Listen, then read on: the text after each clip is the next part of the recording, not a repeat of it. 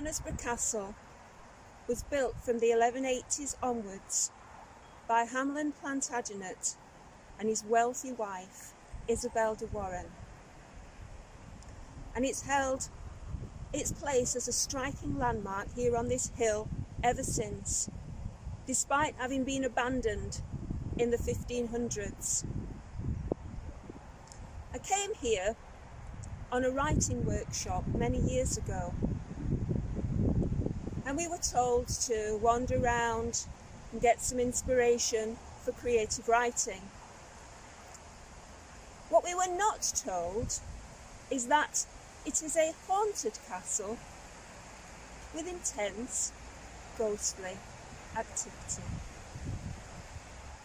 When I came on that writing workshop, I can remember sitting here on these steps and feeling a strong connection to the past.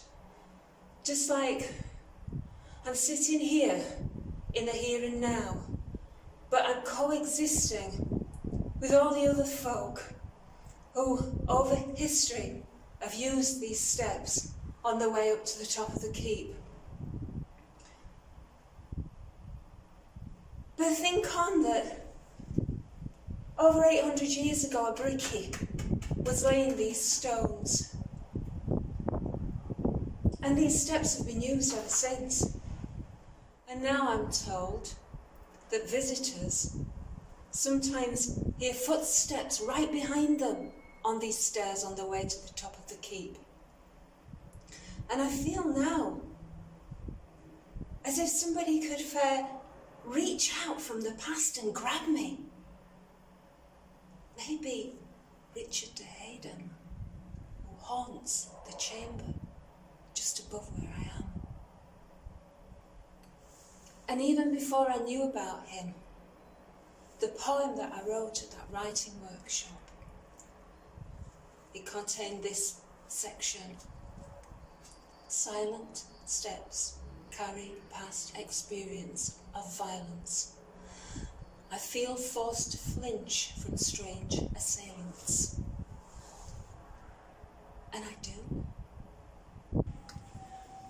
This is the chapel area of the bedchamber. And passers by, like a friend of my auntie's who lived in Conisbrough, sometimes see a light glowing from that window at night time. And you might think, well, maybe somebody's staying in the castle overnight. But people don't stay in the castle overnight. The castle gets locked up. Nobody would be able to get in. It's probably worth mentioning that the last inhabitant of the castle, Countess Maud Clifford, was found dead on the floor of the chapel by her lady's maid one morning in 1446. I feel a bit easier on this level, and I wonder if it's because the ghost of Countess Maud has a kind energy about her. She's often seen here in this bedchamber level, especially by children who say that she's lovely. This is the very top of the keep, and it's open to the elements.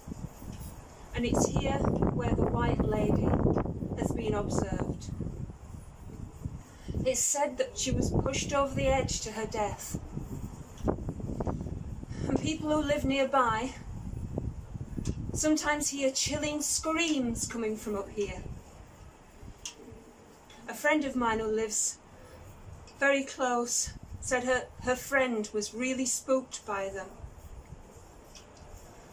I wonder if the White Lady was crying out in a struggle, fighting for her life, or whether her screams came with the shock realization that she was helplessly falling, and she could do nothing to stop it. There's no wonder that she comes back here sometimes maybe trying to reclaim some of her lost life that was so horribly cut short. These curtain walls surround the castle keep, and the buildings that once stood here are now in ruins.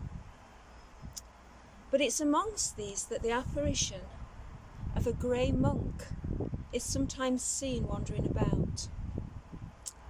Does his grey clothing date him from a time before monks could afford dyes for the fabric for their clothes, and so they wore dull and drab habits?